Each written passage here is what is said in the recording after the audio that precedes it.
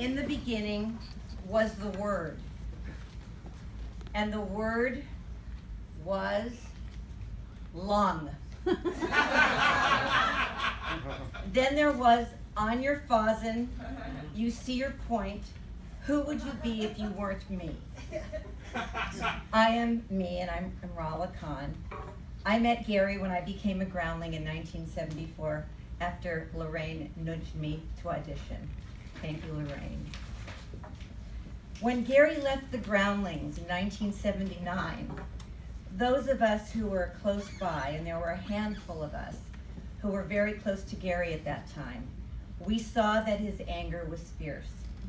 The betrayal he felt deep. The grief for a while numbing.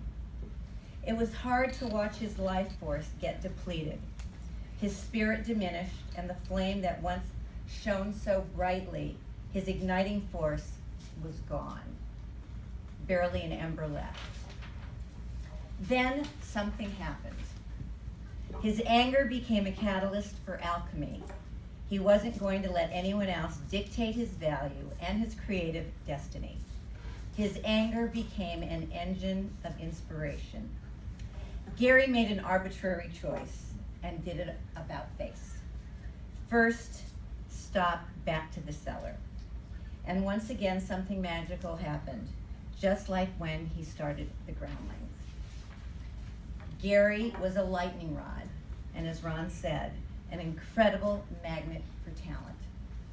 Gary's work always centered around improvisational theater. And while his approach and method were improvisational, the purpose was to always create interesting, entertaining, exciting, provocative theater. I saw Gary at Gordon Hunt's memorial in March. Gary loved Gordon, and Gordon loved Gary.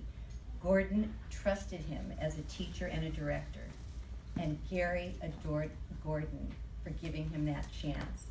He asked Gary to teach his class many times when he couldn't be there. Gordon's actors were not improvisers, but they loved Gary's approach and the way that Gary taught.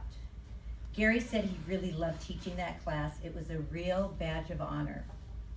Gary's ongoing Tuesday night class became a laboratory of improvisational expression. Everyone in it became a close, heartfelt, creative family. He also had workshops in Seattle and New York. Soon actors from those workshops were showing up in the Tuesday night class here. After one of Gary's stays in the hospitals, he said, "Rahla, come to Tuesday night class. Let's start working on that solo show with the material we began 40 years ago."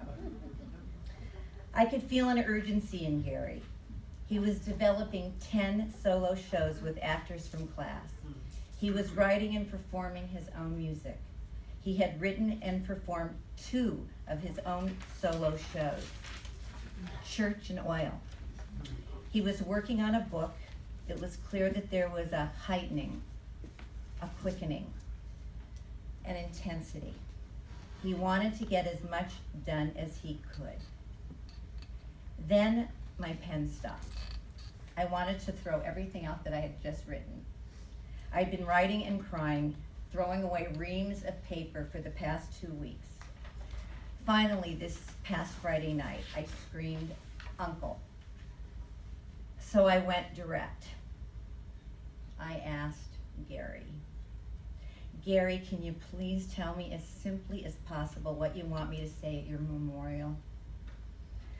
So from wherever Gary is, this is what he said. "I loved the work. I loved the students. I loved the creativity, and I loved the laughter. The anger ate at me. It ate me up sometimes. But the love was my salvation." Weird word for me to use, but that's what it was.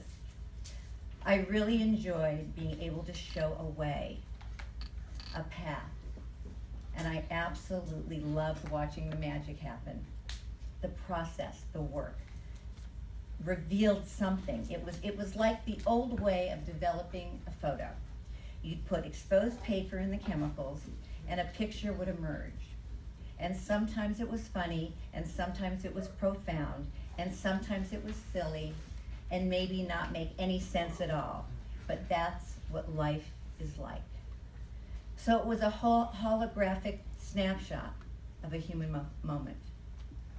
And the audience would put the pieces together through their own consciousness and construct different, profound, and moving versions of the same scene, seen at the same time. I want people to know how deeply I love them and how deeply I hold them in gratitude, because I was there for them, but they gave me the most incredible ride. I couldn't have done anything I did without them. So I am thankful, and place a kiss on everyone's forehead, like a daddy kisses his baby after the baby goes to sleep. It's a wonder and a privilege to dance with the people I have danced with. I got in my own way, but that didn't stop me from having an amazing life. How's that for starters? When I read it out loud to see what I had written, the cordless phone on my desk did something the cordless phone on my desk did something it had never done before. It crackled and flashed like a little mini sparkler on the 4th of July, right in the center of the phone. I picked it up, got a dial tone. The phone was working normally. So, all of you in this room, you can believe what you want about that night and that moment. But all I could say was, thank you, Gary. Stay in touch.